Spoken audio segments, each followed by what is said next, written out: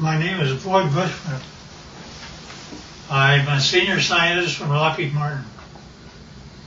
I have 27 patents. Approximately 13 years ago, I ran across a person who had been given a job by Dr. Teller. Dr. Teller was Oppenheimer's right-hand man, and even after Oppenheimer was thrown out of Area 51, Dr. Teller stayed there and was in charge of several programs. The person that I contact twice to 3 times per month is the head of that program now. And they continually update me on everything they possibly can. I do have a top secret clearance. I choose, however, for their purposes, not to use it because the intelligent ones of me and me actually believe that a great deal of information should be lifted up from those dark recesses of Area 51 and moved over so people can see it. So that's what began about 13 years ago. Since I am a scientist, I do not believe in theory. I basically say, follow the data, theory be damned. If something can't verify by a physical test that something is true, then I do not care to accept it in that I present. Therefore, everything that we present here will be data that comes directly from them through me to you. The subject of today there are those that are acquainted with the fact that there were Phoenix lights that occurred over Phoenix about 2 years ago. They were photographed, and those really turned out to be just blobs across the Phoenix sky. It turned out to be that a very dear friend of mine took his wife up a mountain on Valentine's Day, and they took a photograph of Tucson. Turned out to be, when they developed the film, there were a total of 5 UFOs across Tucson proper. And this is Tucson as they saw it. Can you get that? So here's the picture of Tucson as he had it. Then, as he developed further, notice that there are 5 very distinct UFOs along the top of the mountain.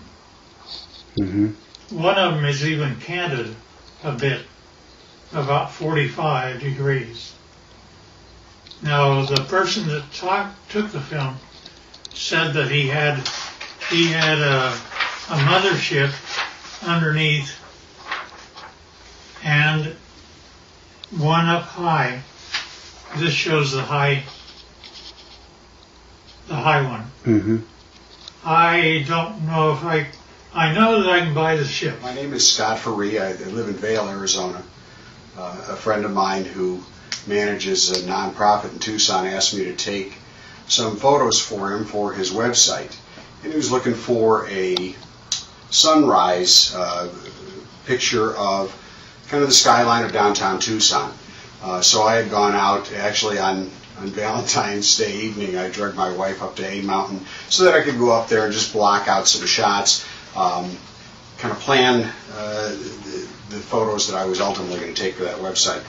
And so we got up on A Mountain just as the sun was setting. I set up my Canon 40D on a tripod, opened the shutter up fully. I really wasn't looking for picture quality. I was, like I said, I was looking to block out where I wanted to set the camera and the angles that I wanted to take. And so I started to click off some photos, and I had these set with a timer release on the shutter so I didn't get any camera vibration because the sun was starting to set. We were running into fairly low light. And I took, I don't know, it was probably 6 or 8 pictures. I figured I'd had enough that I could take a look at tomorrow, take a look at the next day and decide what I liked. So we went out to dinner that night, went home the following day. I uploaded these photos onto my laptop, and I noticed some lights that I really didn't expect to see up above the Santa Catalina Mountains. And upon closer inspection, and as I really ran out the contrast in the photo, I ended up with something that I still can't explain to this day. This is the original photo, and these lights were showing up just over the top of the mountain. I took a second photo probably 5 or 6 seconds later, as long as it would have taken for me to reset the timer. And in fact, this group of lights was in a much more narrow band, and now about, well, I don't know, I can't really say distance-wise, but they'd moved quite a ways from where that original grouping had taken place. So I still have no explanation for the camera, or for the pictures. These images, these lights have not shown up in any other photos that I've taken. I'm at a loss as to what they might be, and certainly curious as to where those lights came from. They certainly are very similar images. Here's up and flying. Let me go through now on the ships. In order for me to believe it, I had to get blow-ups, and so here are 2 of them, which is blown up much higher. And I think I have one that, yeah, you can see the 45-degree candidate UFO. Now see, the only reason that I bought everything that he said is because my people had been feeding me for 13 years pictures, not only pictures of just plain pictures, but I gave them assignments, being a senior scientist, and they got a picture of up close and personal. This is a UFO which is ready to take off, and it is very up close. And they inform me that there are 3 elements which the UFO is contained. One is telluride, the other is germanium, the other is palladium. I did not say a metal once. And not only that, but the things pick up and fly using anti-gravity. Now, that's one picture. Here's another picture. In this case, the UFO is not turned on, ready to fly. Therefore, it only shows on the upper part of it. And generally, it's white on the underside when power is applied. Here's also another of the same order. Now, these UFOs are 38 feet in diameter, and it was rather surprising to me, since I actually physically gave them my camera. They took this picture as a UFO was departing. Within one click of my camera, they got 3 UFOs. That's real. And yeah, we don't know why either. Now also, when UFOs come in, they like we have a heads-up display for our pilots. They do too. This is what their pilots see in order to tell them how to come to Area 51 and land. And not only that, they can go to a vertical hole in a mountain over 51 and go down a shaft. They don't have wheels. They don't have anything like that. They take off by going up straight, and then not only that, but they travel extremely rapidly. Their home planet is Quintonia, which is 68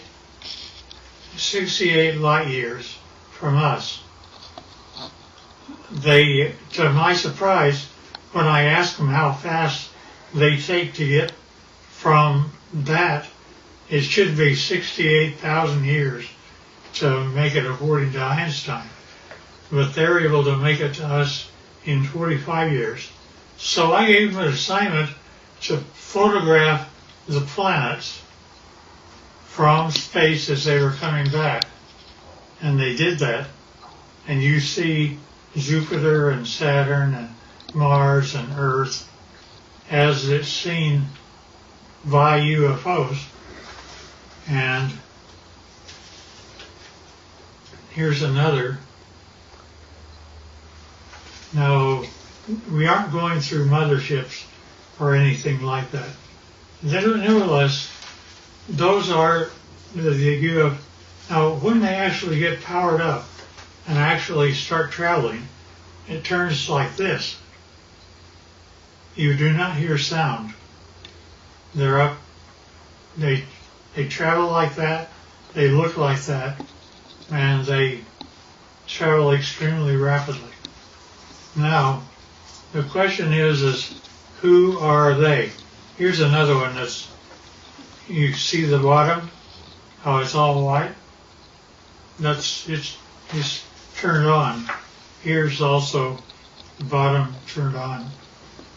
Strangely enough, I asked them to take pictures of the power unit on the bottom, up close and personal. They gave me this. I don't know what this means. That's when my camera actually looks into the power center of the UFO. Now, I asked them to tell me about who was flying these things.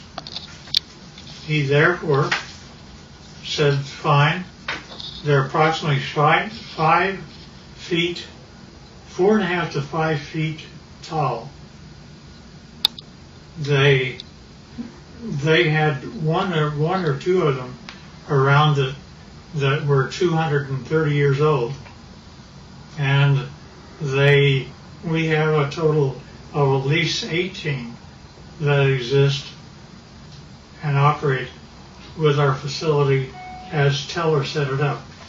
Now notice the eyes are different, nose are different, but they do have 5 fingers, 5 toes, 2 eyes, and rather strangely enough, I asked him how they communicate.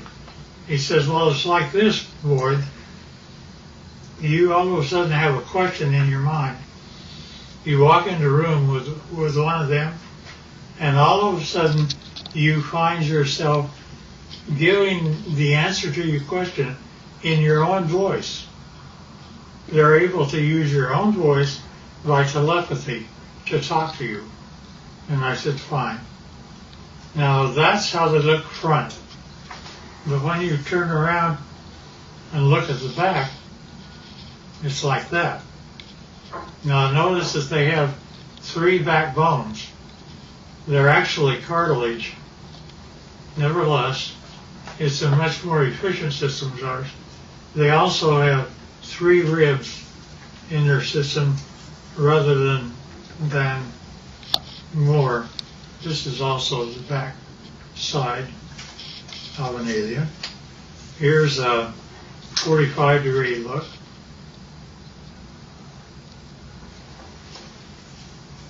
And here's the back of the head. Notice the veins, and no hair.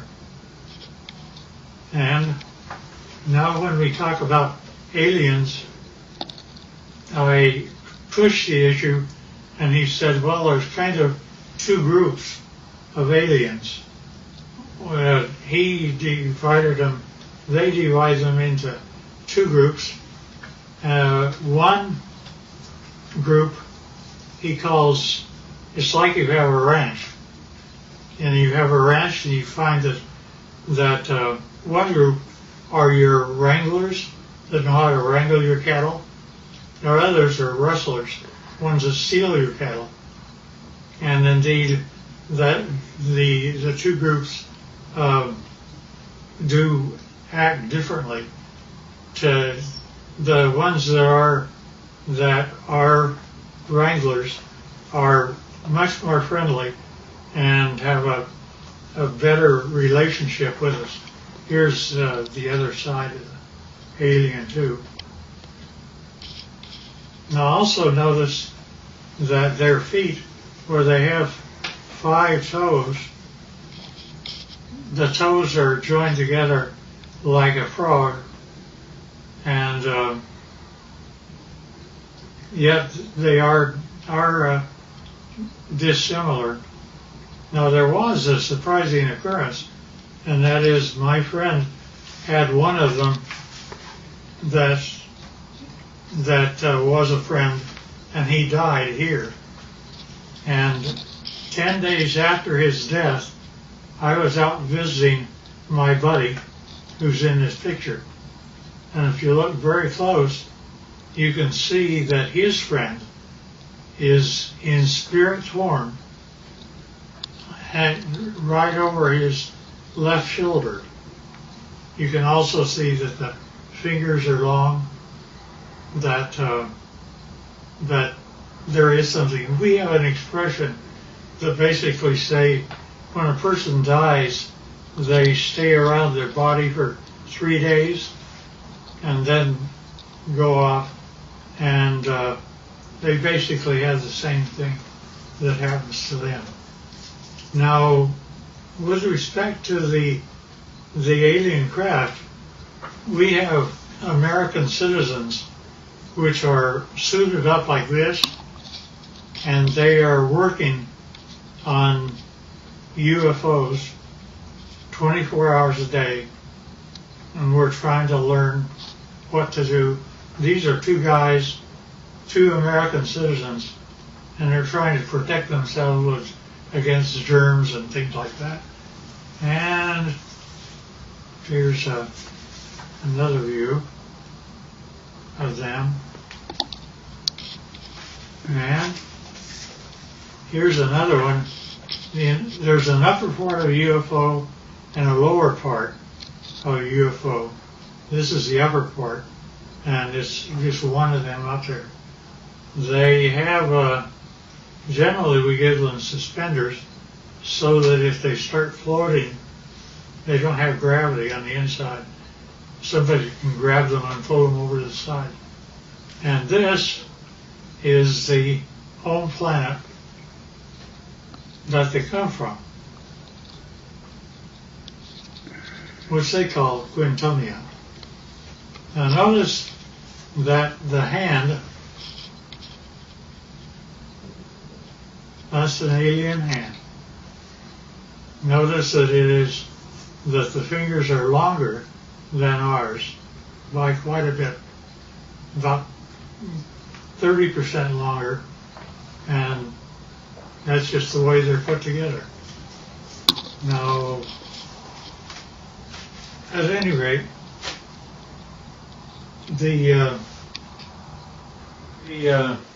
this process that introduced me directly or indirectly to Dr. Teller's work with the group that still is in charge of Area 51 and equivalent, turned out to be a doctor, very, very fine gentleman. And I was carrying on a conversation with him. He saw how the subject was going, so he simply said, well, you need to know what I did one day. And I said, okay. He said, I was in the process of doctoring a pilot who was a test pilot, a Navy test pilot for the United States government. And it was 1947. said he began, I don't know if it's a drug I had him on or what was occurring, but he basically told me that the radar group, had found a blip out over New Mexico, and that they would like to assign me to go out and check it out. So he said, fine, I'll do that. And he got the fastest airplane that existed then, which was a propeller at the time. And it was fully armed and all the rest of those things. Nevertheless, he was out flying, and he found the item, and he immediately communicated back, and he said, I wish authority, first of all, I want you to tell me, are there any other airplanes flying? Are there commercial or anything else around other than he and I? Said, just the two of you. And he said, fine. Second thing I want to know is, do I have authority to shoot it down? I said, why do you want authority to shoot it down? He says, because I am flying the fastest thing that the United States can make, and he's beginning to leave me. Therefore, I know he's either a friend or an enemy, and if he's leaving me, he's an enemy. Therefore, I wish authority to shoot it down. The commander said, fine. He granted him authority. He pulled in. He shot him down. It came down. He flew past and saw that there was a road on the one side of a fence area. He came down and landed his airplane. Hard to do, but he did. And then he cut across the fence. One of them, the door was open. One of them was out walking around. But he didn't care about that. He cared about what the vehicle was. So he went over, and rather strangely enough, when he ducked down, because they were only 5 feet high, he saw that he could see through the walls. Not only that, but as he stepped in, the floor was spongy.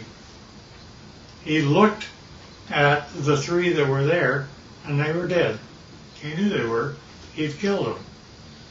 But he also knew that the military would come, and he had put up with those guys for a long time.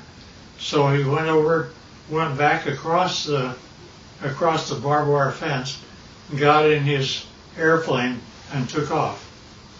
Therefore, he was never briefed out at all.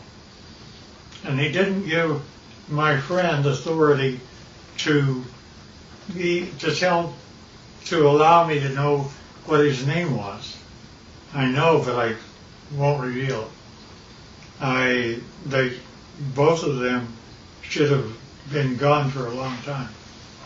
Nevertheless, so when I got up with my contacts in Area 51, I brought up that story, and they said, well, that's totally true, but we can't say it, you can.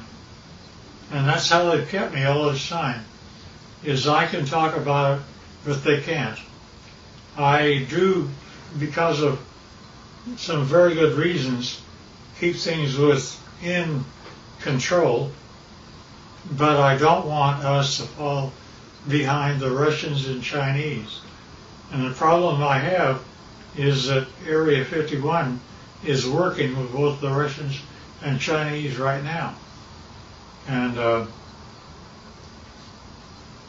trying to make UFOs, they have, there's been a total of 39 United States citizens that have lost their lives trying to reverse engineer UFOs. And it's Well, the last one I heard of was a year and a half ago, where we lost 19 lives in one test. They actually wanted to bring various flying craft near the UFO, and the UFO defended itself, and 19 of our people died. Now, they kept giving me things rather than, they would give me pieces of UFOs, and I would come to my laboratories. I had the laboratories of Lockheed and every place else, so I would do that, but I would get pieces of UFOs. For example, I have 3 little pieces of UFOs down underneath the thing that looks like a quartz crystal. Notice that that is my hand, and it is giving weight. It says that it weighs 100 grams. Now, without those 3 items, when I take the UFO material away, notice that the 3 UFO items are gone. But also notice that the weight of the crystal is now 650 grams. The implication here is that if I were to take the pieces of UFO and put them underneath an average man's scale, he would weigh 45 pounds. Basically, they're working in anti-gravity, and therefore our effort is anti-gravity. Now, not only that, but we take these same pieces of items, and I go to a standard voltmeter, and notice that in my voltmeter I am getting a total voltage of 249 volts out of one piece of UFO. Not only that, but the team took a piece of UFO and connected it up like this and was able to have a complete laboratory operate for 6 months with heavy equipment. And it goes all the way up to 12 amperes. And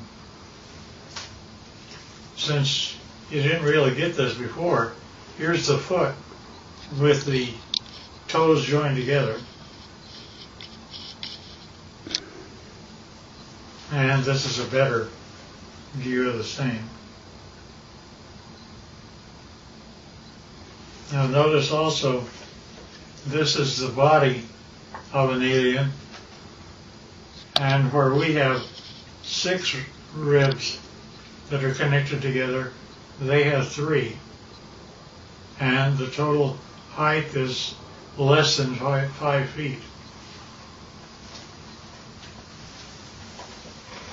And they still look like this, not like you and I. Nevertheless, so we're able to obtain voltages and anti-gravity, and anti-gravity appears several ways, which is rather unique and nice. Scotty talked about UFOs. I basically said, yeah, I understand, because here is what Area 51 was giving to me since the year 2000 and beyond. Notice it's recent, and we have one triangle, then we have 1, 2, 3, 4, 5, and we have one that's 150 feet across, if not larger. And each one of these are separate documentation of UFOs that were photographed and taken across the world from 2000 the year 2004.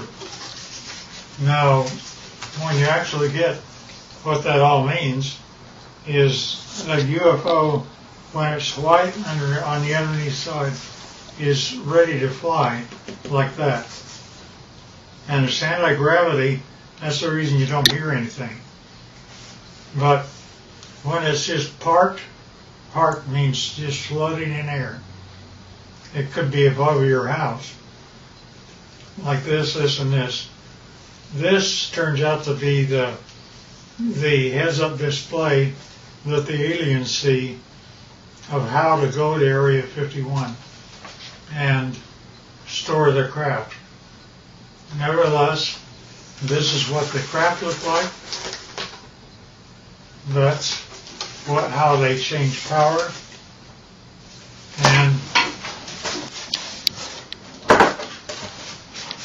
And notice that here's an egg-like thing, but it's standing on end only because it has no gravity itself. And that is a piece of UFO germanium. And this little dot is a piece of neodymium magnet, which is above the germanium, and it's floating all by itself.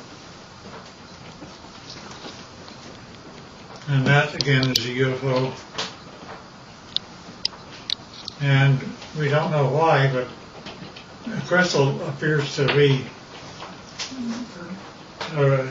colored rose, and we can't figure out why yet. Now, there's a whole batch of analysis that we're having to do. Alien, side view, front view, top view, line.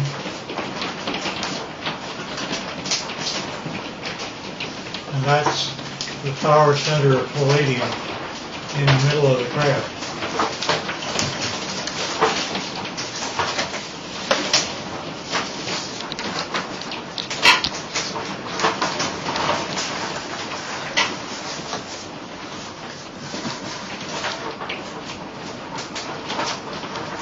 In case I missed anything.